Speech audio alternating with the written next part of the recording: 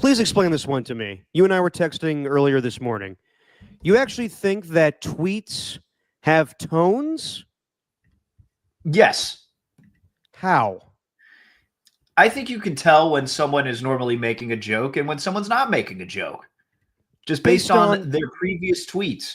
Okay, yes, 100%. Based on the account, based on the person. But you're telling me that you could just tell all the time on tone when it comes to a tweet? I could judge on the tone, yeah. Well, you love judging people. I do. So, like, Steven was texting with me this morning, and we were talking about, the other night, I like having fun. I don't give a fuck sometimes on Twitter. I don't really care. My whole purpose on Twitter is sometimes I'll have a take about sports, and then I'll just, I'll shit on something for every now and then. But most of the time, I'm just joking around. And the amount of people that have, like, reacted to me comparing the San Francisco Giants to the 2006 Oakland Raiders is just ridiculous. Like, and if you don't know, the Oakland Raiders during that season, me and Steven know very well, abysmal offense. Probably maybe the worst offense I've ever seen in my 20-plus years watching football. It was awful. But their defense was solid. Some might say even like playoff good. But their their offense was just atrocious. And that's kind of how things are going right now with the San Francisco Giants, not to this degree. So I tweeted that out the other night saying, being like, the Giants are the 2006 Oakland Raiders. And JD right away retweets, I would say the Rockies are more like the 2006 Raiders. And then Cam Inman had a funny tweet where he was like, well, Derek, the Raiders were shut out 3 times in 16 games. These Giants were shut out 3 times in 8 days.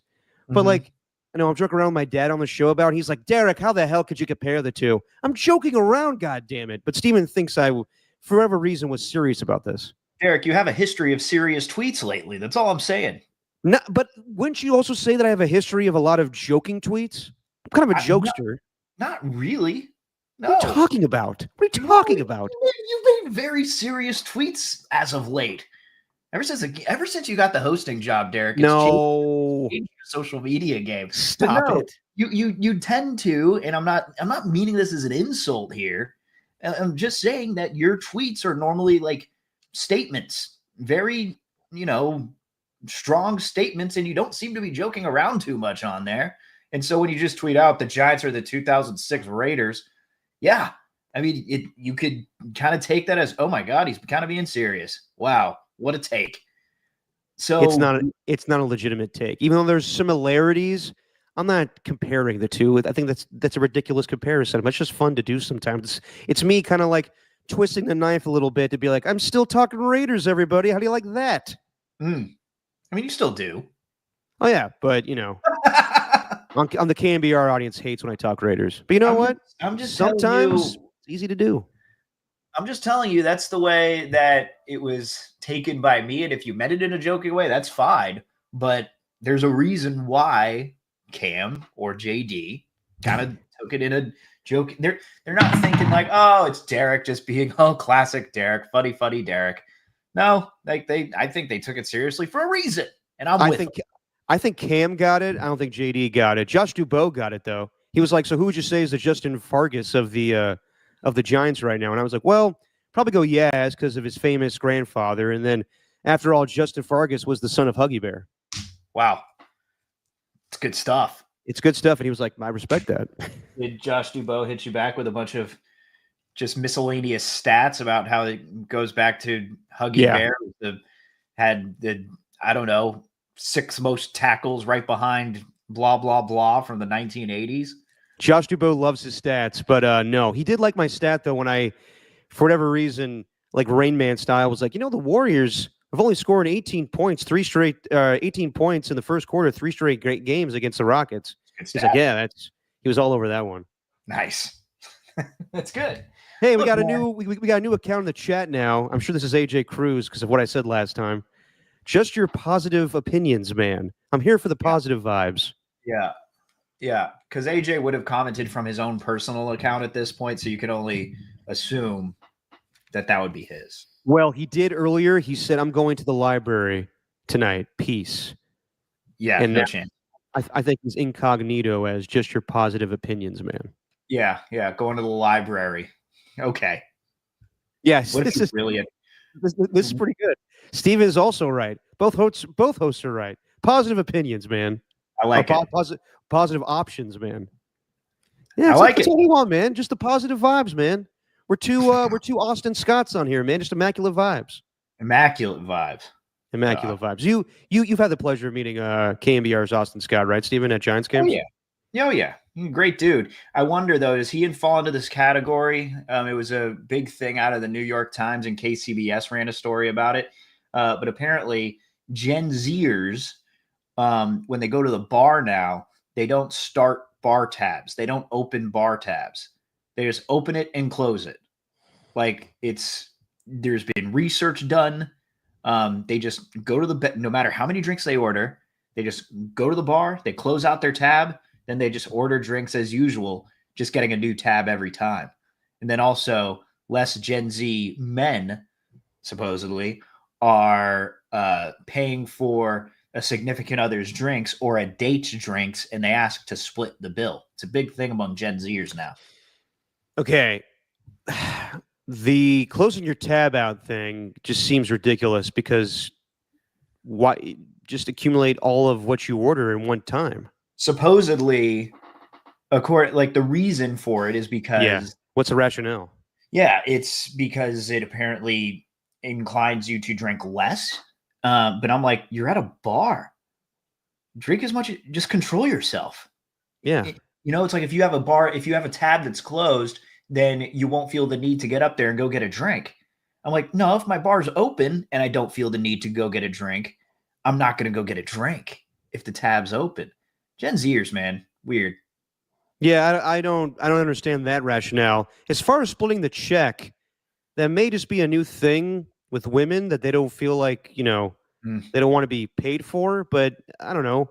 I Uh, remember I remember whining and dining ladies back in my day, and you usually paid for the first day, and then you kind of see how things go after that. well, it was also cheaper back in our day. Like nowadays, I kind of get it.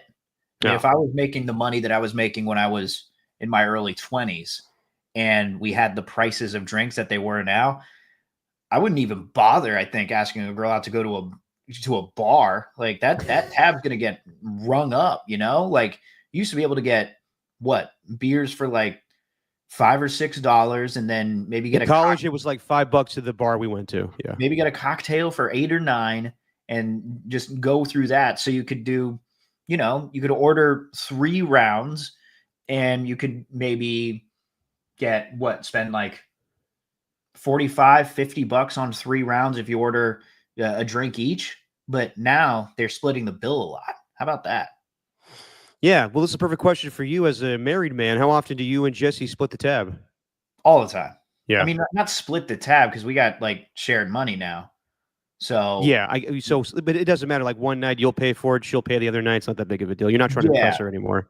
No. And at first, it was, it really had been a mix, like at the start. I don't know. I found that a lot. It was like at least just with the 2 girlfriends that I had, and then Jessie being one of them. Like at first, when we first started going out, like it was always kind of 50-50. It was never one pays more than the other. I don't know. Yeah. When you first start going out, I would say the first couple of dates, just in my experience, I paid, and then, as time goes on, she'll pay, but I don't know. It's not that really big of a deal. I'd say that's good. I kind of like that couples are willing to split the tab.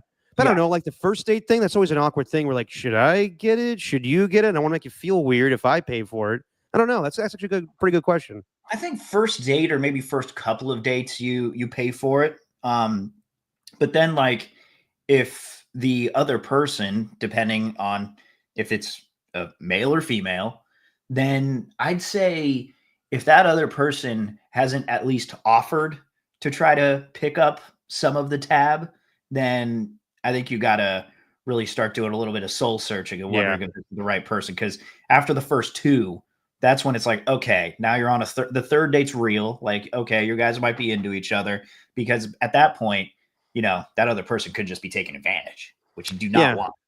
Maybe we need Austin Scott to come on one of these days to talk about this Gen Z phenomenon. I agree. I'm okay with splitting the check. It's the closing out your tab every single time you get a drink. That just seems like a waste of time, in my opinion. It's a waste of time, and it also, I forgot how it impacts the bar, but it does something to where it impacts like their bottom line. Exactly. I forgot how. And also, it makes it harder on the bartender, because it's kind of like in radio, dude. Like every second counts. And if they got to spend an extra 20 to 30 seconds trying to get your bar tab all sorted out for your fifth drink, and you're doing it 5 times over, that all adds up. And eventually you're taking time out of their night when bartenders have a really hard job. How's it related to radio where every second counts? We're not doing open heart surgery. What are you talking about? Derek, you got to be on time. Yeah, that's something I still haven't learned in my 10 years of radio. Just your opinion, man. Stephen Langford, Derek Papa. We're coming to you on a Wednesday night. And we talk about a lot of things today, but let's start with the Giants. And funny enough, they're on right now. Is it still 2-0? They're down 2-0 to the Padres, the Fathers. Well, we have a lot to discuss with them. And God, talked about them nonstop today, but let's keep doing it. Their we don't offensive, have to, Derek. It's fine. No, by all means, Stephen. We'll discuss, what you wanted to get to, because God forbid we talk about Saquon Barkley on the cover of Madden. God, that turned into a whole thing today. It didn't turn into a thing. I'm just not that interested in it. It's just a little, just a little football. Give me a little football, Stephen. Just a little. We don't need football every show. Yes, we do. The people want football. Don't ask the YouTube audience. Just ask me. But as far as the Giants, their offensive struggles are just it's bad right now. It's really bad to the point where they shook up the roster today by DFAing Lamont Wade Jr., Sam Huff, Christian Koss was optioned. They signed Dominic Smith, who's playing right now, along with Daniel Johnson, who's an outfielder. And they called up Andrew Kisner from AAA. So, Stephen, I'll ask you, what do you think of all these moves today? And what does it mean for the Giants going forward with Mr. Buster Posey at the helm? Well, it needed to be done because Lamont Wade wasn't providing much. And when he's not getting on base, he's playing solid defense. He's always been a pretty, I wouldn't say like an elite defender, like a Matt Chapman type at first base, but he's been serviceable. And when he's not getting on base, though, and he's not drawing as many walks and he's not hitting home runs, then where's his value? And after he got hurt, I guess Buster Posey just said, look, we got to make some sort of change, because first base has been the one where obviously they haven't gotten any production really out of that position. Though taking a swing on Dominic Smith, a 29-year-old who just got cut by the Yankees, I don't really know what that's going to do. Like, it seems kind of lateral, I suppose. You just needed somebody at first base. You did. And I guess, I mean, I'm sure Lamont had some contract stuff in the future where it's like, okay, if we keep him on this team, then, we're going to probably, have to either pay him or just let him walk in free agency, or we just kind of bite the bullet now and then rip off the Band-Aid. I do. It does give me some confidence in Posey, though, that he's not afraid to make these sorts of moves where he has an infatuation with Wade. He obviously played with him back in 2021, so he knows him personally, but he's not scared to make these sorts of moves. I'm not saying that this makes Buster Posey a good head of baseball operations, but at least he's not playing favorites when that guy is clearly just not the same player that he once was. It was a great trade. Sean Anderson for Lamont Wade was huge in 2021. And I tweeted this out. It was a serious tweet, not a jokey one, that it started really feeding into the Farhan hype trade. And we always look back at that one. It's like, but look at this. He could find these diamond in the rough players. He could trade mid-tier players, lower tier players for other guys who aren't getting their shot. He knows what he's doing. And then obviously it was just a bitter end for both of them. So I'm not really sure what else to make of like the guys they added. I do think Christian Koss can be a nice player if he gets more reps. He just didn't, he barely played. I mean, he was put in a high leverage situation. I think like he played on May 18th then didn't play again, then was in like the ninth inning in a clutch situation where he needed to pick up at least a base hit and he couldn't get it done. So I do think he could be a good player, but he just needs more reps down in AAA. So I'm glad they're keeping him there. And Sam Huff, like what was the point of that? I was going to ask that one because I'm like, it's not like Patrick Bailey's amazing at the plate. He's a very good very good catcher, but it's not like, I mean, Sam Huff. Correct me if I'm wrong, Steven. Does Sam Huff have more home runs than Patrick Bailey does this season? Yes. Or just one, maybe? Yeah. See, that's actually a question I do have. I wonder, because he's pretty solid. Posey is with Chapman at third, with Adames at short. Obviously, those guys signed long-term deals, and Posey was the mastermind of Chapman's, even though Farhan was leading the team, and Willie Adames was his big signing. You got Jung-Hoo Lee here for a while. Elliot Ramos is probably going to get a big-time deal at some point. They need to find a permanent thing in right field, and a permanent replacement. And obviously, there's first base, and I don't know, unless Tyler Fitzgerald continues to pan out, then maybe second base is in question too. But Posey, I'd imagine, can't be that easy on catchers. And I wonder, like, how much longer he'll take of this. I'm not saying he'll get rid of Patrick Bailey or cut him this season. He's only in pre-arbitration, so you got a lot of control over him for right now. But I wonder how much longer he's going to take this. Like, I remember thinking when Bailey got called up, oh, they got their franchise catcher for the next 10 years. like I might have been overreacting to it, but I saw the season he had since May when he was called up, and I didn't really need to see anything else. But now I'm thinking, like, is he really that long-term solution? Again, I'm not saying that he's going to get cut this year or traded by this year's deadline, but come 2026, 2027, when you're in the second or third year of arbitration, I wonder how much longer he's going to be able to take of that, because Bailey is he's just lost at the plate. It's crazy how a catcher has the plate discipline that he has. Yeah, I was asking Copes this today. How many guys in the starting lineup are definitely going to be there next season? And obviously, it's the guys that make a lot of money or the guys that are about to make a lot of money. Elliot Ramos, Jung-Hoo Lee, Willie Adames, Matt Chapman. And then later on, Copes goes, oh, Patrick Bailey. And I'm like, you think so? You 100% sure Patrick Bailey's going to be here? And he was like, dude, with the way that Posey talks about him, and he did talk about him last week with Murph and Marcus, we know when he was on the morning show, basically saying, like, I know that Patrick's struggling offensively right now, but he's our catcher, and that's not changing. I would be surprised if they change things with Patrick Bailey. I also wouldn't be surprised if they add a veteran catcher maybe, and there's maybe some competition there, but probably not.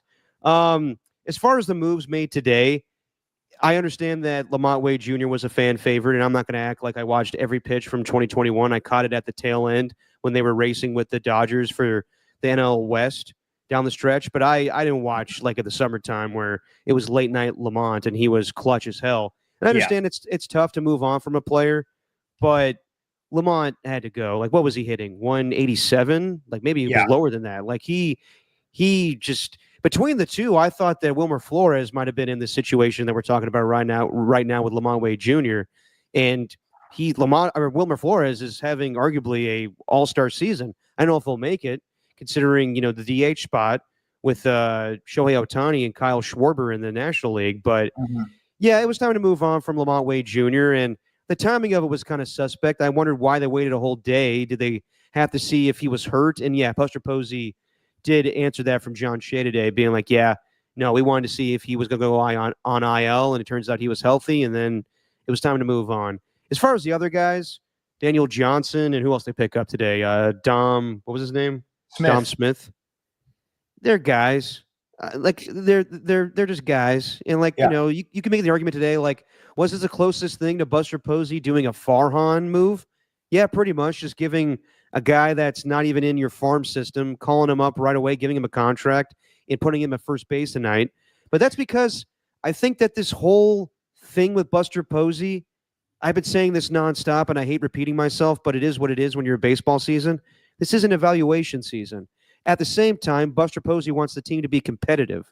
So he's going to make moves here or there. This is the first big move he's made all season. Like, how long did they go when the season started, but without making a move. They just went with the lineup they may have changed the lineup here or there, but as far as like sending a guy down or calling a guy up, it took a while. And yeah, this is the biggest move they made. So I think that this is Buster Posey telling the rest of the team, you guys need to perform better offensively. I'm not going to fuck around with the pitching right now because the pitching is our strong suit. But as far as offensively, yeah, Lamont Wade Jr. was my buddy. He's a teammate, but I'm sending his ass out of here because he can't hit. And this isn't a message to the guys that have been there, done that, or they're expecting to be like Matt Chapman and Elliot Ramos, Jung-Hoo Lee, Willie Adames. It's a message to like Yaz to get your shit together right now because you could be next. So I think that's pretty much the message that Buster Posey had to the rest of the team today. Go ahead, Steven. Dude, I think it's a message to any players who thrived in the Farhan era. Like I think the remnants that Farhan had on this team, it's like, look, man, I'm the new guy. I'm the new head honcho. If you don't produce when I'm here, like Farhan was the one that picked you up. Like, I'm not afraid to just let you guys go. I'm not afraid to trade your ass away. I kind of like that. But also comparing like the move to, we could argue this is not a big move at all if you really look at it. Because, I mean, the primary first baseman, it feels like this season, at least lately, has been Casey Schmidt. And you're just kind of sending a backup infielder down to AAA, and you're releasing one of your longtime first basemen, and you're releasing a backup catcher. Even though it's his biggest move, it's not like a big move in the grand scheme of things. It's just funny, though, when you say it's like a Farhan move. It is, but this is also like a Farhan move that Farhan would make just before the trade deadline when you thought that they were going to trade for like a Bryce Harper. and then they'd go out and do this. You know what I mean? Like that's what it's like with, or was like with him. So yeah, I'm with you, man. Like I think this is a message to a lot of the players, and especially the ones that were signed or maybe even drafted under Farhan. Like, come on, let's go. Like we're starting a new franchise here. Yeah, you want to be a part of it. As Buster Posey said today, it's time to go. And not referring to Lamont Wade Jr. like go get out of here, but like go, like let's start hitting. Yeah, the bottom line here though is this isn't about Buster Posey and the moves he made today. It's not even about like I hear people call in and be like, when is Pat Burrell going to take accountability? It's not about that either. Like if they were hitting, how much credit would Pat Burrell get right now? It's really about the guys that you expected to hit from the start of the season. It's about Willie Adames getting his shit together. It's about Matt Chapman. Yeah. Elliot Ramos had a 2-run shot last night, but it's about Jung-Hoo Lee. It's just about those guys being consistent. Now, there's no pressure on them. I don't think they're going to get traded or DFA'd. But, yeah, basically, they need to play better. That's the bottom line. So, you know, the Pat Burrell stuff to me, like, I don't know why fans are so hung up on that. They're just trying to they're just trying to find anything. Look, I love what Tolbert said when he joined us and said, look, it's people always want to blame the coach. They're always looking at the coach, the coach. Like, the coach does stuff, but as far as impact on the game, it's about the players. Yeah. Like, look at the players and try to reason with them. Like, does anyone want to blame Jung-Hoo Lee for the fact that at one point he was in the mid 350s and now he's batting 269? Like, do we want to look at his decline in performance and the fact that it's coincided with the Giants' struggles right now? It's not saying like I'm blaming Jung-Hoo Lee for everything, but it's a big part of it. Like, he had a chance to at least put some runs on the board back-to-back nights, and he hasn't done anything. Willie Adames, I like that Buster Posey's instilling some confidence in him, but Willie Adames has to get going here. He gave him a 7-year contract, dude. Like, hit the ball. Like, it feels like they're all just like baseball's not that hard of a game. It's that's what I like about it. It's the simplicity. It's not like complex where you critique a player, Derek, in football, and you're like, well, the other guy missed his assignment, and I think a lot of people get blamed, and a lot of people don't get the necessary credit in football because we don't know entirely what's going on. But in baseball, It's pretty easy. Hey, when runners are on base, hit the ball or do something productive. And you're not getting that much from the lineup right now. And as good as, Wilmer Flores has been, he kind of dropped off too. It was funny when he took the league lead in RBIs after that game against the A's. And then then I think it was later on in the week. It was like a week later. And I think he knocked in like 2 more, but he only knocked in 2 ever since that game against the A's. And it's like, well, he's got 40 plus RBIs. He's having a hell of a season. It's like, yeah, but he only had 2 in the last week. Like, it's just been a lack of consistency with this team. And I don't think this is who they are. I think they're a lot better than they're performing right now, but it just sucks. Could be worse, could be the A's. But I'm sticking on the Giants. It's just, especially with how good the pitching's been. And I think it was really appropriate that last night marked the first time they had back-to-back losses in extra innings since 2018, I think. And that's what it's reminiscent of, a lifeless 2018 offense. Yeah. I mean, go back to, Saturday, where Robbie Ray pitches a gem and they lose 1-0. Oh, And then Monday night, Logan Webb has a fantastic game and they lose 1-0. his best game in like a month.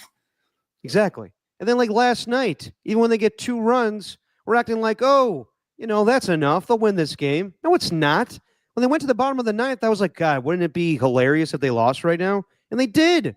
Because honestly, like when you look at the Giants lineup, at one point they had good hitters. Now I don't know where the hell they went. But you see the Padres, and they have Machado, and they have Tatis, and Arise, and Bogarts, and you're like, these guys could go yard any single time. Jackson but the Giants, yeah, exactly. Majority of the Giants players, I think most of the time, I'll just go probably Ramos and Chapman are the only 2 guys that I would say like, okay, well now a home run can happen, or Wilmer Flores to be fair. But yeah, it's just, I would say right now we're kind of realizing how good this team is, and the truth is they're not very good. They have stellar pitching. I disagree. You think I disagree. So? Yeah. I really, it's a terrible stretch, but I don't think they're just not a good team because of it. I still think they're a good team. They just haven't hit the ball. How good are they, though? Like, compared to most of the National League teams, I would say they're a step behind most of them. I disagree. I think they're, they're not in like tier 1.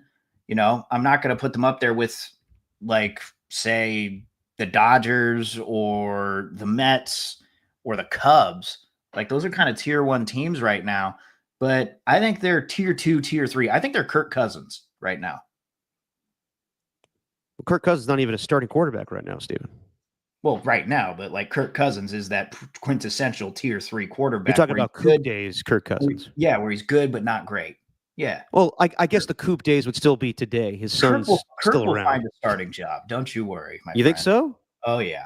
That's a conversation for another day. Steelers. So I'm. What are you saying? What, Kirk on the Steelers? What's the problem with that? Do they already have a quarterback? Do they? Yeah, God forbid we talk about that. That's a conversation for another day. Anyway, I still think the Giants are good, but the National League is much better. So that sucks. But I just don't think this is who they are. And besides, just because they don't score 4 runs and have that streak going, it doesn't mean everything. The last team that had the streak that they had, the last Giants team, was in 65, and that team had a couple of guys named Willie Mays and Willie McCovey. So the difference was they were actually winning those games. I think it was like a 19-game streak, and they won like 91 games that year. They won 11 of them. They won 11 games out of that 19-game streak where they didn't score more than 4 runs. So see, that's the thing. That's the thing they failed to tell you in the stats, Josh Dubow. Yeah, they were winning more than they were losing at that time. And the Giants actually, they don't have as bad of a record as you'd think. But sky is falling right now, and it's baseball season. Nothing's going on. We need something to overreact to, right? I know, but I just don't know if it's sustainable where the pitching is going to just save them in one run games. Like if they win 1-0 every single night, they need some offense. Like this isn't. My dad keeps making this comparison, and you can laugh at my 2006 Raiders comparison, but he's like, well, these Giants are kind of like the 2000 Baltimore Ravens. They didn't score a touchdown for the entire month of October, and I'm like, yeah, but that team won the Super Bowl, and that defense was all time. Like, what are we talking about here? Cross-pollinate with sports. That's what I think. But of course, you and your dad go straight to football, and your dad specifically to the 2000 Ravens. Well, we remember that team very well. And the only reason they won the Super Bowl because of Tony Saragusa landing on Rich Gannon. Goose got him. Goose got to get it. But yeah, that's just. I'm with you, Steven. They're not a bad team. They're just not good. I mean, they're good. They're just I don't know. Like, look in their own damn division. I don't think they're better than the Dodgers. I don't think they're better than the Padres. I can't say they're better than the Diamondbacks. They are. They're better than the Diamondbacks. The Diamondbacks' luck has run out, though. They're kind of they do notoriously get off to slow starts and then start picking things up. Are they better than the Braves? Who they'll see on Friday? See? On paper, no. But shoot, pitching wise, yeah. Yes, pitching wise, they may have the best pitching in all of baseball. To be completely honest, the way that they're able to, I mean, that's their strong suit right now. Is they're carried by their pitching. Yeah. It's amazing. And I would make the argument, if you can, you don't need to do this right now. But if there is a trade to be had, when Justin Verlander's healthy and he's willing to waive that no trade clause, go ahead and trade him for a bat. But that's the thing too. I think what you saw today from Buster Posey is going to be the way he goes about things for the rest of the season. I do not think he's going to make a gigantic move at the trade deadline that's reminiscent of the Warriors getting Jimmy Butler. I don't see that happening. I see Buster Posey realizing that his owner told him we're going to shed salary, and I can make two moves of getting Verlander just to have a veteran in my starting rotation. I needed a shortstop, so I'm going to spend that money on Willie Adames. Besides that, I'm going to tell my team, get your shit together. I'm basically evaluating all of you, and if you don't get it done, then all of you are gone. That's the way I see it. Giants are down 5-0 now. Who just did somebody home run? I've been keeping track. Please tell me Machado. I got the Stanley Cup final on here right now. It was Tatis, a rise, reached on a bunt single. Machado struck out. Merrill bubbled to left, and then it was what? I'll tell you why. Go ahead. Why? Just go. It was Gavin, don't call me Ben Sheets. We are in a dong pool. Same thing like the Sharks pool. Though Walter gave us the option this year because there's 11 people in this Giants dong pool, which of course there's only 9 batters.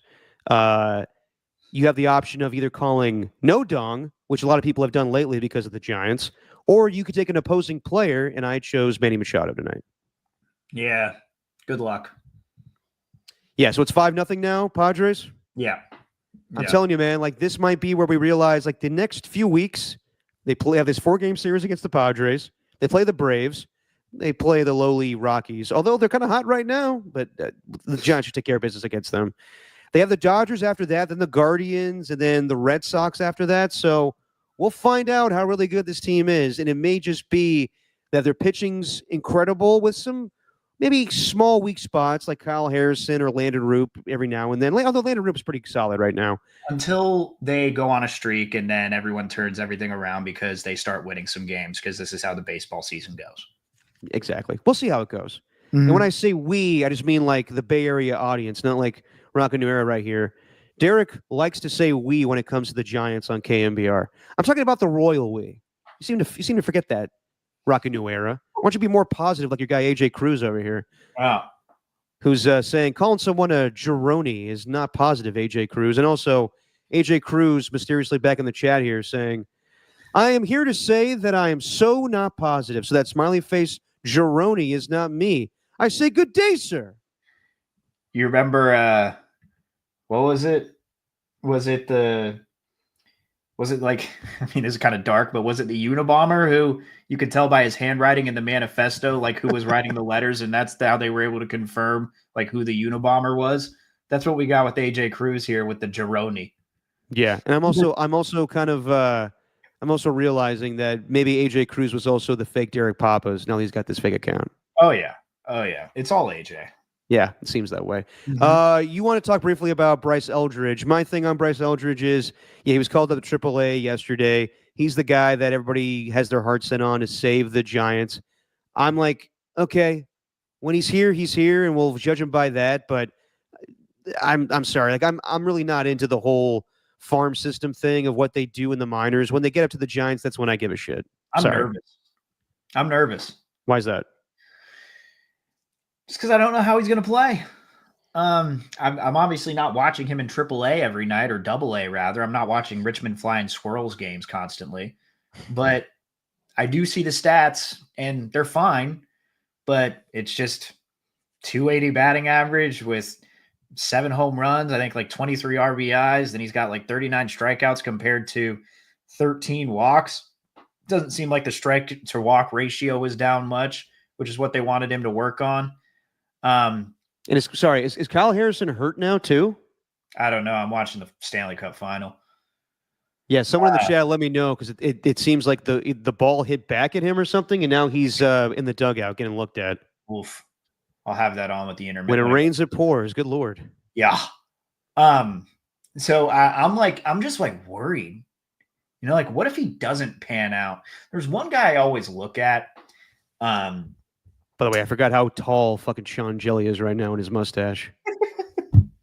There's one guy. God, he's huge. There's one guy I look at because they want to slow play it. They don't want to rush him up, and I don't want to see them rush him up. I want them to take whatever time they think he needs to get his shot at the big leagues. And I love the confidence that he has, that he wants to be the guy. I love that he wants to hit home runs into McCovey Cove.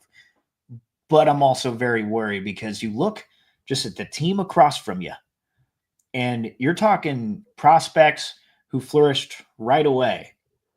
Cronenworth, Tatis, frickin' Jackson Merrill, who they gave a long-term extension to earlier this offseason. You're seeing a lot of guys just get called up and instantly get these contract extensions and look like they're going to become franchise players. And Bryce Eldridge is meant to be that person, but I'm worried he's just going to be a guy, not the guy. And the one guy I look to is in St. Louis. And there's this dude, Jordan Walker, who I remember being stoked about because he's like 6'5", just a massive human being, had all this power in St. Louis. He was like the 20th overall pick in the 2020 draft. Took him a little while to get through the minors, but he was raking. He was hitting over 300 in the double digits in home runs. And I guess the Cardinals fans are blaming the team for his development, but right now he can't seem to find a place in the majors. And after all that, where they thought Jordan Walker was going to be like the next Mark McGwire in terms of hitting home runs into Big Mac land in Busch Stadium's left field. But he's just a guy. And I'm worried that Eldridge, even though he's just 20, that he's just a guy, not the guy. You know, like it's just a concern. I mean, of course I'm excited for him to get called up, but I had that same excitement for Marco Luciano and exactly what happened with him. I'm nervous about that more than anything because there's not many prospects they got, except for one guy in San Jose who looks like Tony Gwynn. Okay. Yeah, I mean, I think Giants fans are allowed to be skeptical given what's gone on with Marco Luciano and Luis Matos. And I think that, you know, to say like, well, you never know, this guy could be Buster Posey. Just because Buster Posey is here now and they're playing the same style of baseball that they won with doesn't mean that this team's going to be the same thing.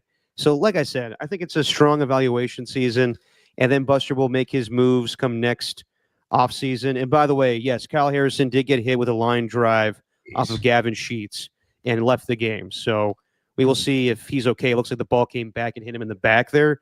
Could be something else. We'll find out when Bob Melvin speaks after the game. But not looking good for the old G-man right now. Tell me this guy doesn't look like an old school ball player from the 80s. This Dakota Jordan in San Jose. Yeah, look at him. Looks like Tony Gwynn. He does look like Tony Gwynn. You're right. The late Tony Gwynn, man. Speaking of the late Tony Gwynn, I just realized this. I put Siri on my phone. Yeah. I put voice number 3, and I couldn't quite pinpoint what the voice sounded like. And I realize it kind of sounds like Tony Gwynn. No way. When you hit the light, turn left. I can't do the impression, but it sounds exactly like him. Let me just say that Adam Copeland does a lot of bad impressions on Dirty Work. His Tony Gwynn is actually pretty good. Yeah. When you're talking about a ball player like this guy. Mm-hmm. Yeah. Did I ever tell you my Tony Gwynn story when I met him back in the day? No. Oh, my dad was doing ESPN 2. Like Wednesday, Thursday night baseball when ESPN actually had baseball. He was doing games with Tony Gwynn, and Tony Gwynn would just sit up in the. He never went to batting practice. He would just sit up in the booth, and I wasn't allowed on the field, so I would go up to the booth, wait for my dad. There was Tony Gwynn just sitting there, just being like, "What's going on, little Papa?" And he would talk to me about. He's like, "Oh, you're a Raider fan, huh?" And we talk about football, and he would talk about his playing days, and he was the coolest, down to earth guy, just talking to a little kid right before a game. And I'll never forget this. I don't think he would mind me telling this. Rest in peace. But I said, Tony, how come you never go down to BP to talk with the players? He goes, I'm Tony Gwynn, and I've gained a lot of weight. I don't want everybody to see me like the way I am today, like all these, young players, the way I look now. I'm like, oh man, come on. Yes, they would. You're Tony Gwynn. What are you talking about? That breaks my heart, man. I know. But you know what? His son sounds exactly like him. He's doing a fantastic job at Padres games. Yeah, he does. And I can't get over. Anytime we had him on the phone, it really sounded like you were talking to his dad. It's insane. Yeah. But you want to talk about the A's too, Steven, and just their horribleness as well? I feel bad for the players, but I don't feel bad for the organization. Look, Sorry. man, if they lose today, they will have lost 20 of their 21 games of their last 21. God, that's like a reverse of 2002. Yes, it's literally, yeah. And I think today would be 9 straight. I should have been more prepared. I'm trying to find the clip because it makes me wonder. I don't know what's going to happen, but this experiment in Sacramento, while the Vegas stadium is getting built, it's already failed. It feels like it's already failed. From the jump, it felt like it failed. Are you talking about Sac or Las Vegas? In Sac. The Vegas thing seems to be getting underway, though apparently the tariffs are, the tariffs are impacting like how much it's all going to cost. I really don't know much about that, but I saw a video of it. I'm trying to find a damn thing of Dallas Braden. I can't find it. It's from his podcast, but he is a team employee, so he can't speak directly, but he's essentially saying the players are impacted by this, and they are talking about this, like this whole playing in a minor league ballpark, having others come into their stadium. They haven't even got 10 wins yet in that ballpark. They're stuck, I think, at 9-20 compared to an away record of 14-18. So they're much better on the road than they are at home. And I wonder, with everything that's been going on this year, I don't think it's a binding contract that they have to stay in Sacramento for 3 years. I just wonder if something's going to change. I don't know what it would be, or if they're really going to stick around this long. And this is the result. They're saying John Fisher ran this team into the ground. He absolutely did in the city of Oakland, but for the first time in his life, he spent some money on players, and it's still not panning out. Yep. I can't say I feel sorry. I feel bad for the players that are impacted by this. And I'm not going for you to feel sorry for him, Derek, but I'm wondering, do you think it's just? I mean, I know you probably don't even want to think about it, really, but is there a possibility they go back to Oakland? Not even that. Just, do you feel that this thing in Sacramento could be over before it's really even started? No, because I think John Fisher will never admit that he was wrong. Yeah. So they're going to stick by this and just roll with the punches. And no, I do not see them changing anything. He'll be damned if he ever admits that he was wrong about something. And he'll be like, man, too bad, so sad, players.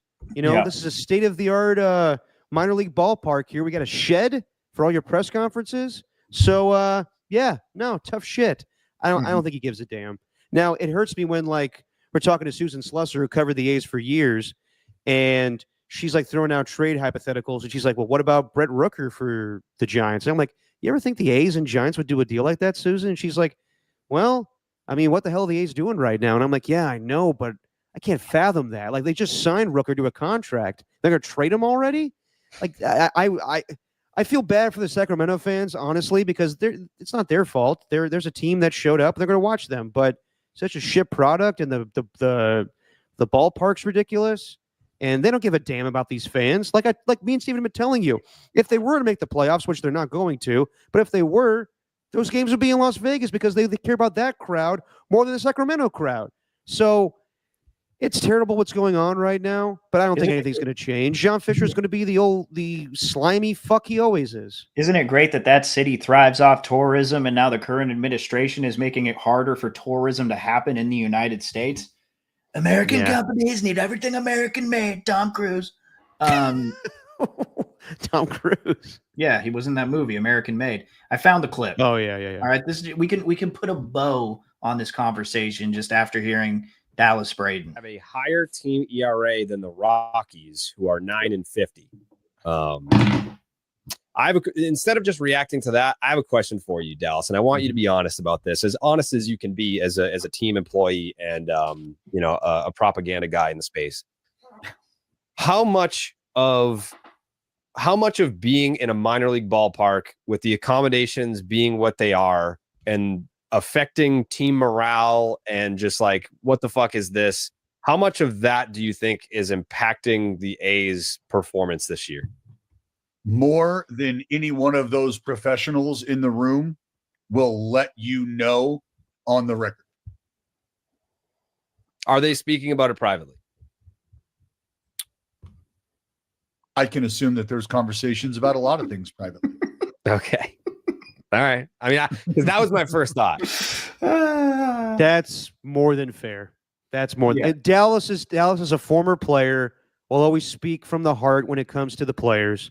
And he's, believe me, not that I've talked to Dallas Braden off the record or anything like this, but he knows this is bullshit. Like, he wants them to stay in Oakland, but he likes his job as well.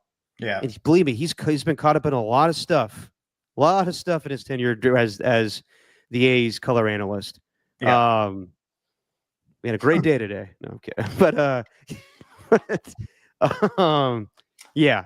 No, in the meantime, the Giants scored a run because Patrick Bailey knocked in a double to right field after look at that. After Fernando Tatis took maybe the worst angle I've ever seen on a fly ball to right field. So that's what'll get going. And Daniel Johnson was the one who kicked things off. And if Giants version of Dan Johnson, if Daniel Johnson gets going, that's a fan favorite right there in waiting, because he's a Bay Area native. He's from Vallejo. He went to Jesse M. Bethel. Like, that's a guy you watch. I think he's an A's fan though. Oh, really? Well, I'd be surprised if he is still. Yeah, maybe not. All right. Let's move over and we'll. Logan Webb's an A's fan. It's fine. I know. Raider fan as well. We'll also keep you updated on the Giants game. The Padres are leading 5-1 right now. What's going on in the Stanley Cup game, by the way, Steven? It's tied 3-3, and it went to overtime, but I haven't. Oh, fuck yeah! Yeah, I haven't put it on since. I hope Edmonton wins. I'm rolling with Edmonton. Yeah, I hope so. I don't really care like who wins. It'd be really cool to watch them. But I don't know. It'd be cool to see Florida win. I really don't care. But Florida won last year. Canada hasn't won since I was born. Exactly. So I like to see that, and want to see Connor McDavid get his first championship. Yep. All right. Speaking of finals, NBA finals start tomorrow between the Pacers and Oklahoma City Thunder, and I'm glad. I'm actually surprised that ESPN has been talking about the matchup and not so much, is this good for the NBA? Adam Silver was on FS1 today with what's the Craig Carden show and Mark Schlerer's show? I don't know the name of it, but Breakfast Ball. They usually talk about football on that show all the time. But Adam Silver showed up, and they asked him, "Do you think that this is a good NBA finals for the league?" And he acknowledged the small market aspect of it all, but he also said, we want to get to the point where the NBA finals is like the Super Bowl, where you don't care who's playing, where, if it was the Green Bay Packers and Steelers, small markets, doesn't matter. You're still going to watch that. My thing to Adam Silver is he acknowledged they have a long way to get there, but to compare the NBA finals to the Super Bowl, that's not happening right now. And I don't know if it ever will, to be completely honest. You're not going to agree with me on this, but the Super Bowl is largely a disappointment every year. Not every year, but most years. You're just referring to this last one? No, just games in general. Like, Super Bowl games, like there's so much hype that goes into them, and most of the time they suck.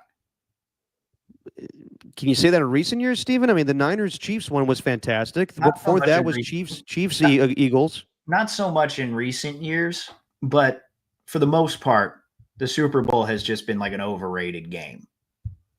Well, it depends on the matchup, but at the end of the point that he's making is you're going to watch it. Yeah, And also the Steelers and you can't Go ahead. compare. You can't compare it if it's a single game where it's Exactly. winner take all to a 7-game series. Yeah, exactly. And Steelers Packers, you can say they're small markets, but like in NFL terms, they're huge.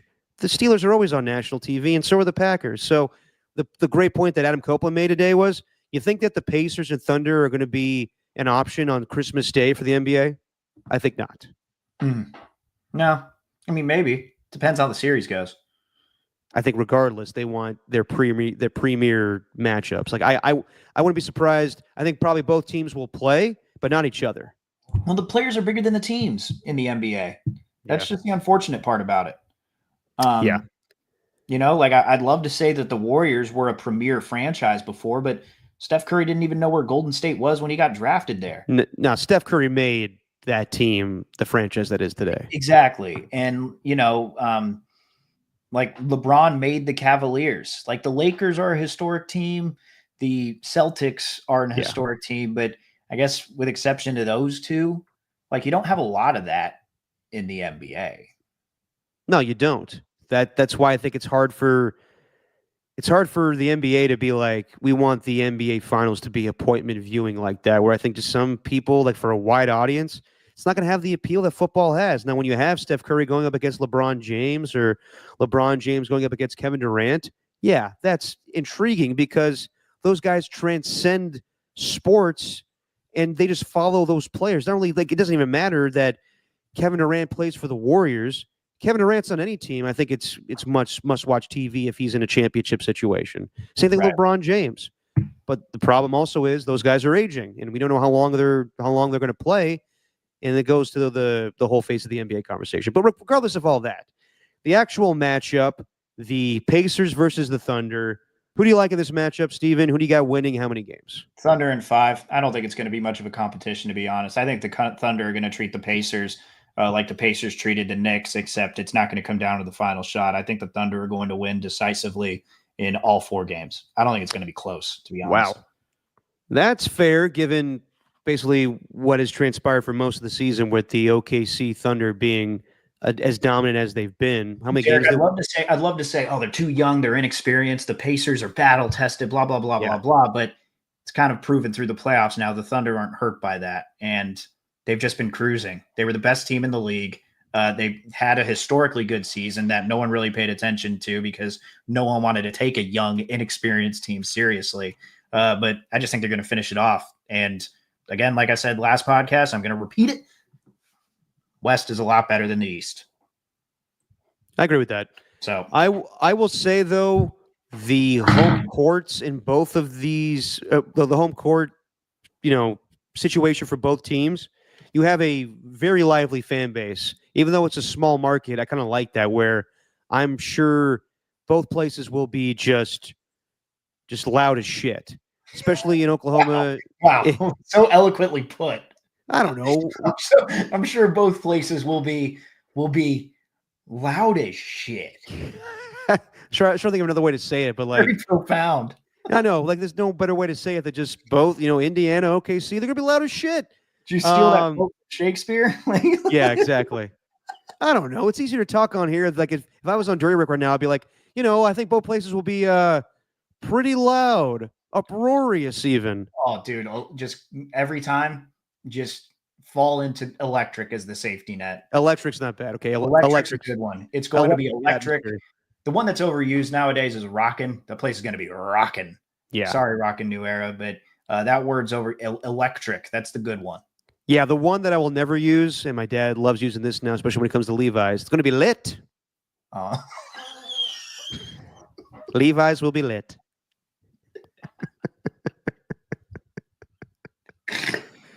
Yeah, I know.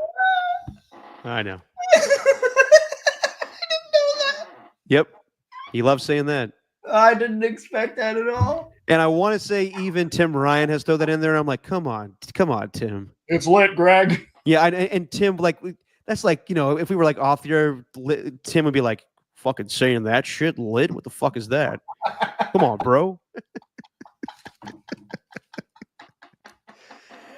So Steven's got the Thunder in 5. Yeah, what about you, man? Just because of the atmospheres of both places, I wouldn't be surprised if it goes 2-2, with just Indiana just being uproarious and electric in their atmosphere. So I'm going to say Thunder in 6. Okay. I'll say Thunder in 6. Okay. But it also has me thinking, too, that I'll be paying close attention to the Thunder, because I've watched them in the playoffs and during the regular season a little bit. But the way that they're so deep and so young right now, and none of these guys are going away anytime soon. Like, none of them are going to be free agents this upcoming offseason. I wonder if it's going to be very difficult for the Warriors to actually get a championship the next 2 seasons because of this team and how young they are, and how I think this team can run the West for the foreseeable future. And it's not just them. Nuggets could retool, and we'll see what happens with their coaching situation. Well, they already named Edelman's kid the head coach, but Jokic is still a force. There's a lot of good teams in the West, and I just wonder if the Thunder, they're kind of like, they remind me a lot of just how the 2015 Warriors were. If they win one, how difficult is it going to be to stop them going forward with 38-year-old Steph Curry, 36-year-old, 37-year-old Draymond Green and Jimmy Butler, no matter what they do this offseason? I just wonder how difficult it's going to be where the Thunder are in the Warriors' way of getting that 5th ring for Steph. Yeah, I mean, the fact that they have the 2nd pick in this year's draft, I would think like the Spurs are kind of the next up and coming team. It's reminiscent of that, just with all the top 5 picks that they're getting. They stockpiled them, but also they got to win though. They got to win though, Steven. They got to win, and they also got to swindle another team into trading one of their superstars, because they don't really have that right now. But I was just revisiting the initial trade that sent Paul George to the Clippers, and it's just so crazy that they included Shai Gilgeous-Alexander in that. But it was Paul George who went to the Clippers, then Danilo Gallinari, and then 5 first-round picks plus 2 pick swaps going to Oklahoma City. 5 first-round picks? Yeah. All for Paul George? It was Paul George going to LA, and Shai Gilgeous-Alexander, Danilo Gallinari, and 5 first-round picks plus 2 swaps. Kawhi just straight up signed with the Clippers. It wasn't a sign and trade? Correct. He was a free agent after 2019. I know, but sometimes, like Kevin Durant going to the Nets, it was a sign and trade. But right. Wow, yeah, that's Dude, they had the Heat's unprotected pick. Then they got the one from the Clippers in 2022, another one from the Clippers in 2024. Then they had a Heat 2025 protected, a right to a first-round swap with the Clippers. They also have the Clippers unprotected first-rounder in 2026 as well. So if the Clippers are a bad team next year and they get a high pick, the Thunder are going to be getting another one in that first round. God, wow. Yeah. And by the way, Matt Chapman just went yards, so it's 5-3 Padres. Wow, look at that. Look at this. Wow, showing some life. They need 2 runs, Steven. Let's not get ahead of ourselves. Good team. So yeah, Steven has the Thunder in 5. I have the Thunder in 6. Yeah. And also yesterday, staying on the NBA, Tom Thibodeau was fired after taking the Knicks to the Eastern Conference Finals for the first time since 2000. Now, is it shitty to do given they got to this point for the first time in 25 years? Yes. Am I surprised? No, not whatsoever, because they're the Knicks, and I'm sure James Dolan is that meddling owner that he always has been. Even though they've managed to get big name players in Brunson and Mikal Bridges and make some trades, Karl Anthony Towns. But am I surprised? No, because of the Knicks, but also because I don't know if Thibodeau's the type of coach that could get you to a championship. And I know that they got to the Eastern Conference Finals, and he's definitely improved this franchise from where they were. But also, you're seeing it more and more, like we talked about with Tom.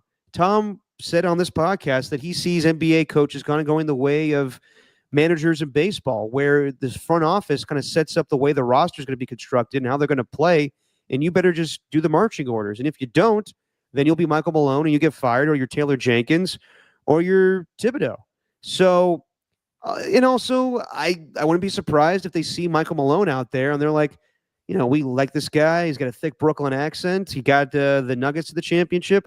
Would not be the least bit surprised if Michael Malone becomes the head coach of the Knicks. Or wouldn't be surprised with how many Villanova guys are on the team if they make a call to Jay Wright. I would be surprised if Jay Wright took the job, but I wouldn't be surprised if you see his name thrown out there. But I can't say I'm surprised, Steven. I can't say 100% that it's a bad move. The only reason I do think it's a bad move is because this is how their superstar, their leader, was talking about him after they lost to the Pacers. But the confidence, obviously. I feel like nobody takes more criticism than Tom. And this team obviously has turned around during his tenure. Do you kind of feel that going forward, he's the same guy to lift you guys the rest of the way at next level? Is that a real question right now? You just asked me if I believe that if he's the right guy. Yes. Thanks, guys. Come on. Okay. Like, if your superstar is that dismissive, I'd like to think that he echoes what a lot of the team thinks. Yeah. And I just think that this shows there's a disconnect within the organization. I mean, this could be, I don't know, a Mark Jackson move who coached this team and turned it around, and the next guy to come in could lead them to a championship, but I just don't see it being that way. And this is why the Knicks are one of those franchises that are in the category, even though they reached all the way to they got all the way to the Eastern Conference Final, they're still a loser franchise because they don't know how to sustain it. And that's fair. And maybe they did reach their ceiling with Thibs. Maybe they did, but they better make a home run hire in this next guy. And it could be Michael Malone, but you just said Malone got, fired by the Nuggets for not going with the front office wanted to do. Well, what's it going to be like in New York then? Is he going to – I don't think he's going to change. I mean, in that case, I know he's the leading candidate, but if that's the reason why he got fired from the Nuggets and that's what they want, and the Knicks want him to follow what their blueprint and what they want, then I don't see him getting hired by the Knicks. Unless they value so much what Michael Malone did with the Nuggets that they don't care and they just see an upgrade from Thibodeau to Michael Malone. Or their assistant coach. They had this assistant coach who's been there for like 4 years. He's basically their version of Mike Brown. Yeah, but that's not – sorry. Like, so many teams are going the assistant coach route where to Tom's point, like, well, let's just get anybody to coach the team and then our superstars will lead the way. Like, I think with Thibodeau, you can make the argument that he plays guys way too long and he's not really an offensive-minded coach. So, and that's the way it was with the Bulls. That's the way it was with the T-Wolves. Those teams can never get over the hump. They always lost to better teams, but you can make the argument, the Bulls were always going to be second fiddle to the Miami Heat, and the Timberwolves were lucky to get to the postseason every now and then with Thibs. But yeah, it was also a big reason why Karl Anthony Towns was traded there. So I don't know. When Jalen Brunson says that, I don't know why you go the other way. But it also sounds like James Dolan, instead of having exit interviews, brought the whole team into his office and asked them what they want. And then he was fired, if you go by what the reports say. So I don't know. I don't know what to make of it, but I would not be the least bit surprised if Michael Malone becomes the head coach of the Knicks. That's what I'm anticipating. It's a perfect fit. Yeah, it is a perfect fit. But, yeah, I understand the perception of it. That does suck. All right. Well, we got an hour and 4 minutes. Mind if I squeeze in a little Saquon Barkley on the cover of Madden talk, Steven? Sure. All right. So on Tuesday, it was announced. Was it Tuesday? Or maybe it was Monday. Whatever day it was. It was announced that Saquon Barkley is going to be the cover athlete for Madden 2026. And no surprise there. I mean, given that he was Offensive Player of the Year and rushed for 2,000 yards, got the Eagles to the Super Bowl, it makes sense that he's the cover athlete. And it's just funny to me how within a year's time, he basically stole everything from Christian McCaffrey. The title of being the best running back in football, I think you can You can't say that's Christian McCaffrey anymore. I think you have to say that's Saquon. I think offensive player of the year on the cover of Madden, even though McCaffrey, even McCaffrey made a video to Saquon saying congrats, passing the torch to you. So it's just funny to me how Saquon, in a year's time, I mean, it helps to be on one of the best teams of football with the Philadelphia Eagles and their offensive line. But yeah, he basically stole everything from McCaffrey in a year, and rightfully so. But before I talk about tiers of running backs and whatnot. Oh, tears. You got tears. I got tears, baby. I got tears for fears. Try tears with that segment. Come on. Did you see the video where initially they digitally removed all the wiring for Saquon when he recreated his leap? Yes. Okay. When I saw that, when Jordan Schultz, the guy that he is, when he tweeted that out, be like, look what Saquon could do on a dime. I was like, that's fake. That's fake as shit. And then, I talk about it on the show with Copes, and he's like, no, I think that's real. And I'm like, you think he can just do that all the time? Where he can just leap up in the air backwards over a guy? Come on, those are wires. Yeah. And sure enough, they were. So I'm shocked at people that were duped by that. I got to say, come on now. Say that's a once in a lifetime move that Saquon could do. He can't just do that anytime he wants, so he can just leap up in the air backwards. This is the fucking Matrix or Crouching Tiger, Hidden Dragon. Crouching Tiger, Hidden Saquon. You like that? Nice. Yeah, it was unnatural. It was definitely unnatural. It was some shit out of Charlie's Angels. Full Throttle? No, the first one. Oh. Yeah. We go with the first one, Derek. Always the first one. Yeah, but sometimes the subtitle of the second one's hilarious. Even though I've never seen it, you just remember Full Throttle. You've never seen it? The second one? No. Yeah. I watched the first one for one reason and one reason only. I knew there was a scene where Drew Barrymore is naked with a floaty device. I mean, Charlie, Cameron Diaz, Lucy Liu, and Drew Barrymore. There's a bunch of reasons to watch them, though. And the Destiny Child song. Sam Rockwell's sick in that movie. And right now, the kind of right-wing media, specifically Fox News, is trying to start this whole thing that drinking out of straws isn't masculine. It's a real thing. And I'm like,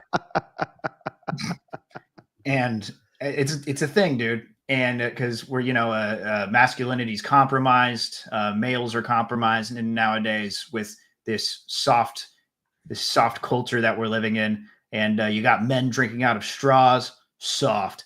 And isn't that a line out of? I haven't seen this movie either. Isn't that a line out of Ryan Gosling says in Crazy Stupid Love? No, but you haven't. I'm pretty sure he gets on Steve Carell, being like, "What are you drinking out of a straw? You're drinking out of like a tiny little dick. What are you doing?" Well, he was. It looked like it was a fun. Yes, great movie. You should watch that. It's got one of the best scenes of. I'm not kidding. It's one of the all-time great scenes in movie history. In the twist, I'll say, in the movie, it's awesome. Okay. Super chaotic, but I've seen it where he finds out that he's dating his daughter. Yes. But the point I'm trying to get at here is that if they think that it's drinking from a straw is not masculine, then watch Charlie's Angels, watch the reveal of Sam Rockwell. The camera shows the feet. He's doing his popular dance move that he always does. I don't know what it's called, but it's the sick one that Sam Rockwell does. It pans up, and he's got the sunglasses on, and he's drinking Coke out of a can through a straw. Show them that. Okay. Anyway, Saquon jumping unnatural. Yup. All right. As far as, can you say now, like just comparing Saquon to McCaffrey, on the short list of running backs in football, can you say McCaffrey's still one of the best? I don't know what he's going to be. Exactly. I don't know. Like I love the positivity from organized team activities. It's great how the vibes are around 49ers camp, but I don't know.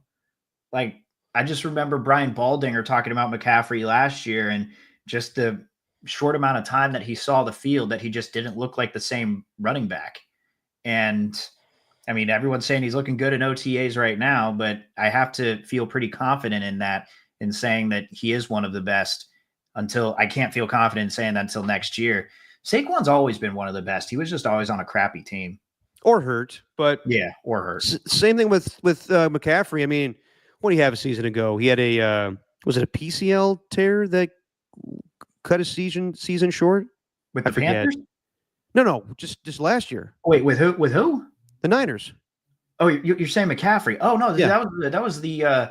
Sorry, no, it wasn't a tear of anything. It was the Achilles tendonitis, bilateral. No, I know that was the injury initially, and then the injury he suffered in the Buffalo game. I want to say, I could be wrong. I want to say it was PCL. That's the terminology they used with the knee injury. Oh, yeah, I don't remember that one.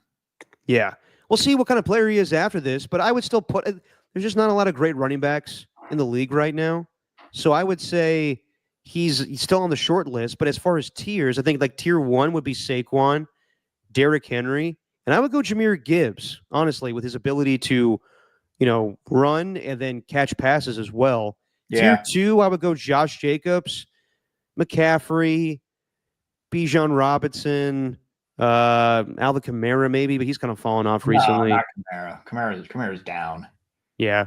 I wouldn't be surprised if Alvin Kamara is not on the Saints this year. He gets traded because he just doesn't want to deal with What's Tyler Ernie Shuckett. talking about? Showing my snaps. Steven showing his snaps is making me cringe. Your backwards hat? Oh, my snapback. Why? What's making you cringe about it? Is it just too masculine to wear the backwards hat? No, it's not masculine enough. I got the strap on it. It has to be a fitted hat. Although when I wear it like this, I look like Ryan Smith, the owner of the Jazz. Yeah, you kind of do. Yeah. I think his hair's dyed, by the way. It's too dark. It's jet black. Come on, Ryan. You're a billionaire. You're not hiding anything. Yeah. Or, I mean, is it kind of like George Clooney jet black now? Yeah, a little bit. But although it's always been that way, this is the first time that I've actually seen his hair. I've only ever seen him at the Pebble Beach golf tournament where I was sitting next to the great Chris Townsend. And he's like, can you imagine? This guy is under 40 and he's making $1 billion. Fuck. That's definitely something Townie would talk about. Yeah. All right, Steven, that's it on the football talk. Painless, right? Painless. Yeah. Although, can we real quick? I mean, can we go through these tiers? If they're posted? No, not the tiers. I don't care about back tiers, whatever. The alternative covers. Oh, of Madden? Yes. Of Madden. They have them all just right here scrambled. Sorry if you're viewing. CBS Sports have this? NFL memes. NFL memes, okay. So you got Will Levis with the interception. You got Patrick Mahomes getting a face mask. I like the St. Brown one doing the headstand. St. Brown's a good one. That would have been cool. I mean, I don't need to play the Justin Tucker, Diddy, and Deshaun Watson AI photo in the middle of the massage parlor. That's a little dicey. But I also really like the one with the guy on the Colts who was chasing after Brian Thomas, who's just diving in the middle. Oh, there, yeah. Full on spread eagle. Is or that Bill Belichick? I like that one too. Bill Belichick's not bad. You could have done the Derrick Henry with his crazy eyes. Yeah. Jameis Winston is just funny. They have Kenny Pickett when the ball just fell out of his hand. Mm-hmm. Yeah, that's not bad. I like. Yeah. I wish a few years ago they would have had that one of Derek Carr, who was just looking like he was ready to kill someone on the sideline. Yeah, his like God, like that moment in a movie where like someone's like he's at his wit's end and he just like slowly like his head just turns down, closes his eyes, and then just eyes pop open. Yeah, like, I'm about to fuck shit up. Oh, he was looking like Jack Nicholson in The Shining when he turns evil.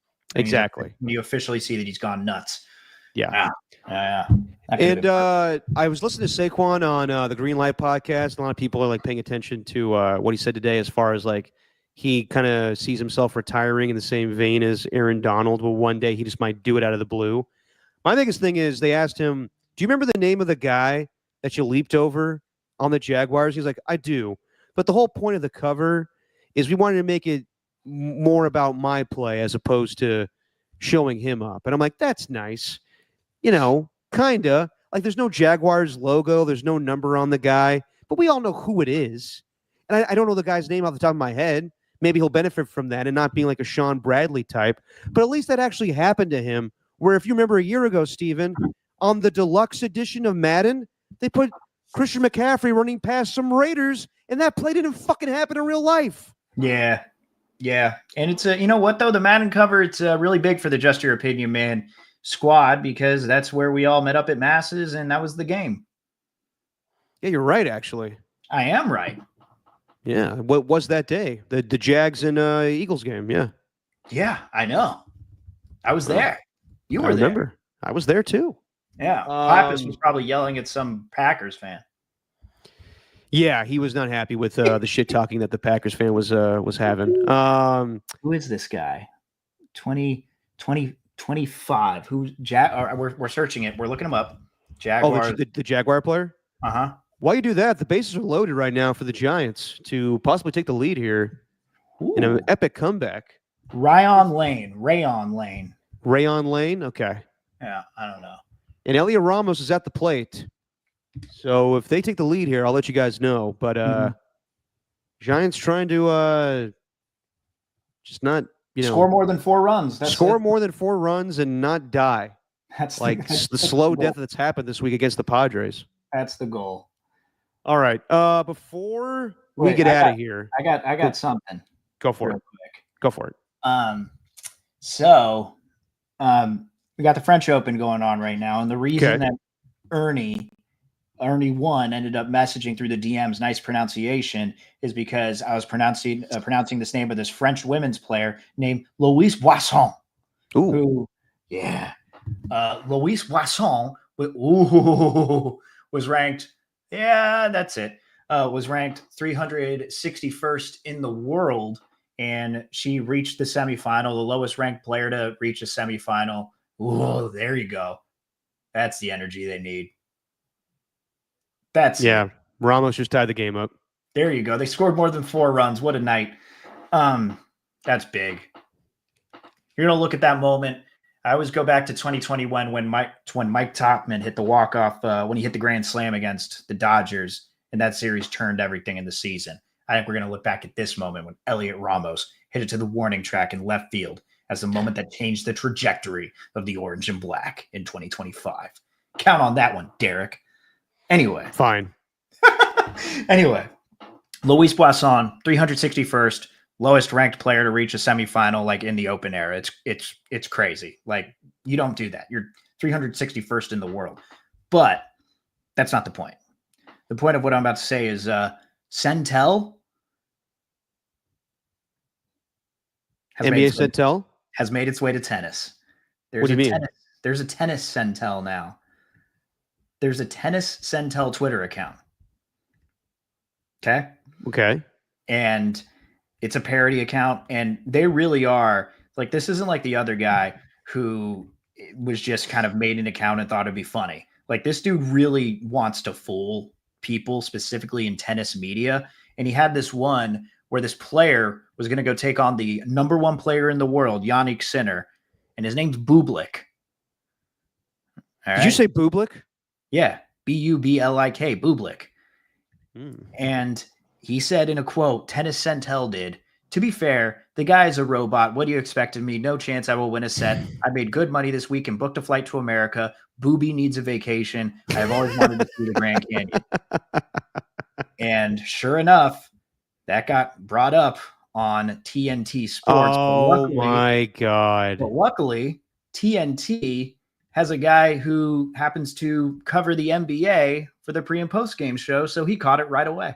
In the negative, but Bublik, great tournament for him to get through the quarterfinal. He knew. He said, Booby. I think he said this before that. Booby needs a vacation. He's going to the Grand Canyon. Is he going back to Vegas? I think he's going to the Grand Canyon. Here he comes. He had 2 top 10. Yeah, you heard it in the background. He's just like, shout out Tennis Sentel. The guy didn't know.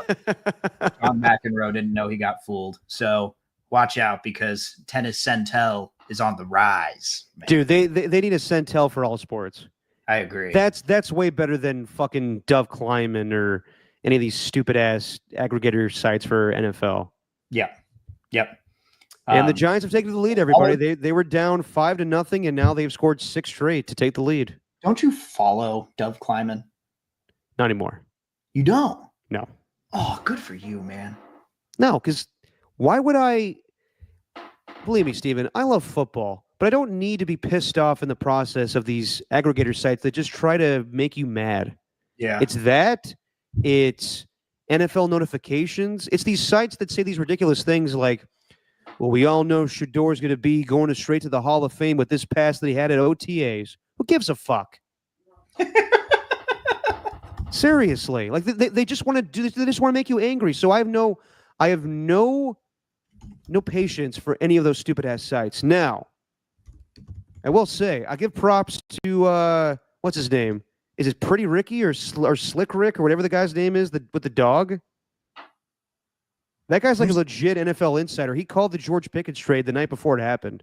Who's yeah, that? Ricky. Slick Rick Scoops. Oh. He's the guy that was all over the Brandon Ayuk trade. Not trade, but the contract a year ago. And I think even, I want to say Tom Pelissero, when he went on that rant with Mike Garafolo, he cited him being like, we don't need these Ricky sites on Twitter breaking news. I was like, this guy actually knows his shit. Yeah, the night before the George Pickens trade went down, he had the whole thing. So I do respect him, but I won't follow him as well because I think it's kind of ridiculous. You think it's like a burner account though? I think it's kind of like the guy was the Ghost of Bay Area Bob. Yeah. They just have some type of poll where it's a burner site for a guy that used to be an insider, just has some intel, but yeah, he actually knows information. Ooh, wonder who that is. Yeah, it's interesting. All right, before we get out of here, let's do a review, and I'll give a message to all of you. If you haven't seen the movie, we're letting you know right now, this is a spoiler review of Mission Impossible Final Reckoning. So Steven's seen it. I saw it last Sunday. Steven, what were your thoughts on the film? Well, first off, got to talk about the movie theater etiquette thing. I'm starting to wonder, Derek, is it me? Like, am I too picky? Am I too snobby in the movie What happened? theater? Well, it's just because we pull up and the guy who's sitting next to us already has his shoes off, just wearing socks in the theater. No. With the footrest up. Not allowed. Exactly. So that's number one. And Jesse sat next to him. She bit the bullet, and apparently his feet stunk. So that's number one. Okay, hold on. Were you guys next to him, or the feet were up where Jesse was sitting? No, right next to him. Yeah, no. That's a move you make. You should never make that move. But if the theater's completely opened, I'll allow it. Yeah, yeah.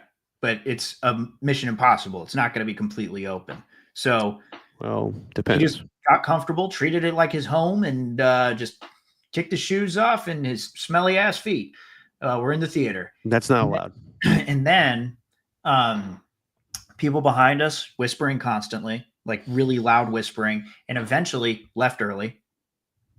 Left early because I don't think they were paying attention because of all the fucking talking they were doing. And then there was another couple of people who showed up about 15 minutes in, super loud, couldn't find their seats. They asked someone to get up because they thought those were their seats. And they're like, no, we're in the right seats. You're all the way back there. They were on the opposite corner. They were all the way in the back corner of the movie theater. First off, how do you think you have aisle seats when you clearly chose seats that were in the back corner? And then they didn't know how to whisper because they were talking whenever there was a quiet part in the movie and you could hear them. So that's first off. It was one of the worst theater experiences I've ever had. Okay, before you review the film, where'd you go? It's Alameda. No, well, yeah, I know, but what theater? Like what theater number? What movie theater did you go to, Steven? The Alameda Movie Theater. It's just called the Alameda Movie Theater? It's not a... Cineplex, whatever. Okay. It has a big ass sign that says Alameda outside of it. I've never been to that movie theater.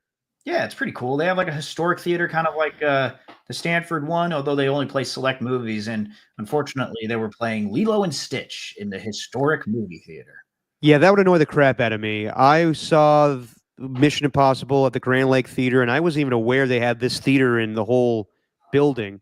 If you go to the top floor, they have like a huge, big-ass, like IMAX-like theater, and I was able to spread out. It was on a Sunday night, so a few people were there. There was this couple that sat, like I sat on like the mid-level row. There's a good amount of seats in there, and for whatever reason, this older couple, they had to sit right in front of me.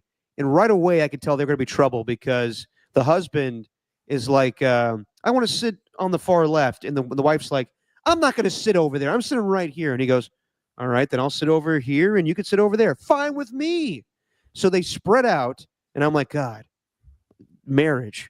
And then the husband sits next to the wife. She goes, oh, so now you want to sit next to me, huh? And I was like, I'm getting up. Oh, jeez. I got up and went to a different section of the theater. But yeah, Stephen, you were not wrong whatsoever. 100%. That's on the fault of the assholes around you. People, there needs to be etiquette at movie theaters and gyms. I'm sorry, but like talking during a movie is ridiculous. And today, when I went to the gym, people that blast their music while they're running on the elliptical, put some fucking headphones in. Sick of this shit. Continue. So the movie was good. Yeah, you liked it. Yeah, it was all right. I mean, there's a couple of parts where, literally the last scene, like he sprinted all the way to the airport and somehow beat this guy who's getting up in a plane, or manages to just chase him. I'm like, okay. And then you have like the plane run over you and you still manage to hang on to it. I started busting up laughing at that one shot that showed the plane and the overhead shot of the plane. And then just underneath you see Tom Cruise just hanging on for dear life. Because it was hilarious. Yeah. But it didn't enjoy it as much as the previous ones. I think they set a really high bar, especially with Fallout. Fallout's amazing. They set a really high bar with that one. So it obviously wasn't as good. Tom Cruise's hair looked awful. Don't know what he was thinking with that mop. Come on, Ethan Hunt, you're better than that. And I always like how he's had a perfectly manicured, shaved face. He's never got like a beard, never got any stragglers. It's always perfectly shaved. Well, it's like anyone who's shaved their beard before knows that it grows back prickly like in one day.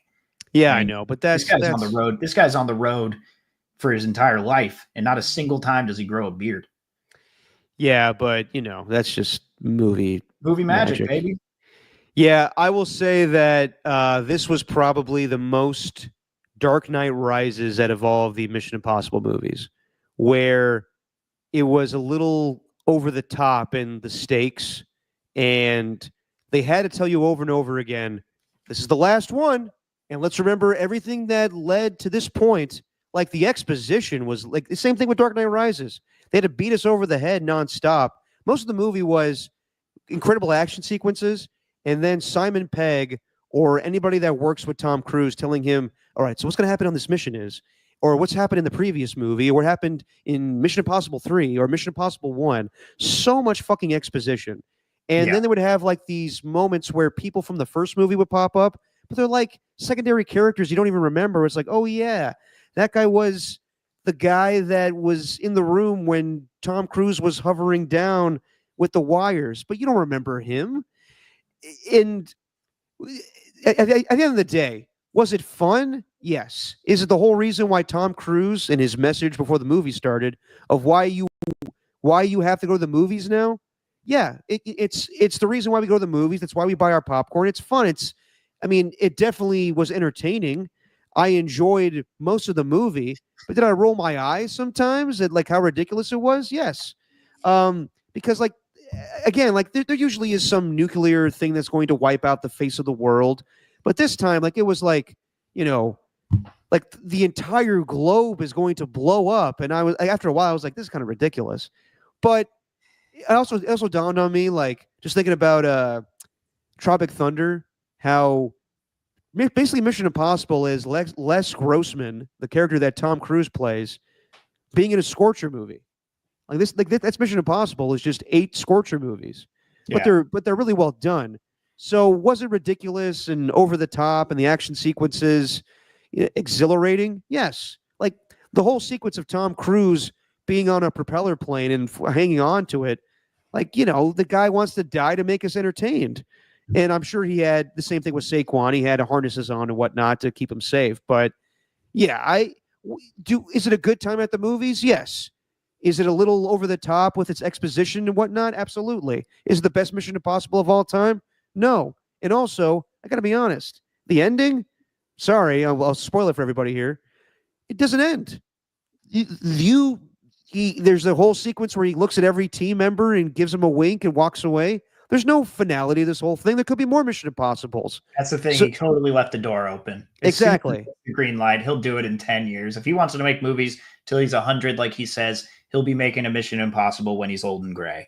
Like, Yeah. it's going to happen. God, dude, the thing you mentioned, though, the pre-movie message, Yes. it's too much. It's too much. He did it with Top Gun.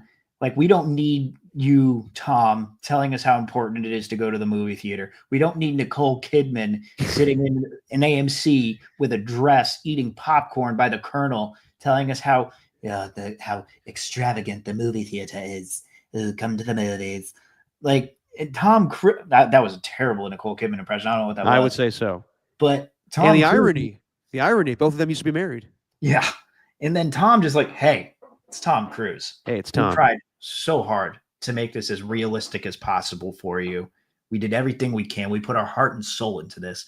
Thank you so much for coming to the movies, and thank you for enjoying. Now, please watch the show. How And about you also- tell the guy next to me, don't take off your shoes? Give a real Yeah. message, Tom. Yeah, that too. And also, I'm sure he wanted to tell everybody, if you want to sign up for the Church of Scientology, there's a little link at the QR code right here. Who left the fridge open? Yeah, exactly. But no, it was it's a fun time. But yeah, definitely not the best Mission Impossible. And also, I got to be honest, if it was the final one, kind of wanted to hear the Limp Bizkit song at the end credits. You weren't going to hear that. I know, but it kind of would have been fun to be like, yeah, and that's the Mission Impossible I remember. Yeah. I was really hoping that, like, in the end, you know how in those action movies, you'll have kind of a side character who come in and ends up killing the bad guy at the end and saving Yeah. the day out of Yeah. nowhere. I wish that happened with the Eskimo wife or whoever that was. He just comes Yeah, out that- of nowhere and just like that whole flies. thing was interesting. That whole thing was Just like interesting. flies a plane and then just like She just pops up. shoots him with one of her rifles and just like gives a thumbs up, and that's how the movie ends. That would have been perfect. That would have been good. That would have been good. Yeah. She no. made me laugh. I laughed at that. The Eskimo wife? Yeah, like the emergency pod thing when he was getting Yeah. warmed up by Haley Atwell, and then she's just like peeking over the circle and waving. I mean, Yeah, by the way, that was the most, for like a platonic relationship, that was the most sexual way of healing a friend I've ever seen on screen. Yeah. Yeah. Like, it was her cuddling next to Tom, her boobs in the shot, and then just like holding each other at the end. They're like, I respect you. Me too. yeah. And also a lot of cameos from shows. You had who's the owner in Ted Lasso? She pops up. Oh yeah, I thought her character was useless, to be honest. I'm like, why? Exactly. Did Her you need a superstar to fill in that role? Plus, her American accent was terrible. Yeah, Like, agreed. You could Nick- tell Nick- it was super forced. Nick Offerman showing up in the movie just for the sake of like being like a stern military guy made no sense to me. Also, Milchek from Severance showing up had no purpose whatsoever either. I thought Milchek's character was fine. Yeah, the line delivery was good, where it's like, "You must be so and so, and you must be out your damn mind." He was good. He's a good actor. Do you know Severance was like one of his first roles? He's gonna have a lot of jobs in the future. I want to say he was like a Broadway guy, and then he got into to film and TV. Yeah. And also, this movie is basically Tom Cruise telling everybody AI is going to kill us all. So, you know, I think at one point he's beating up a bad guy and says, "You need to stay off the internet."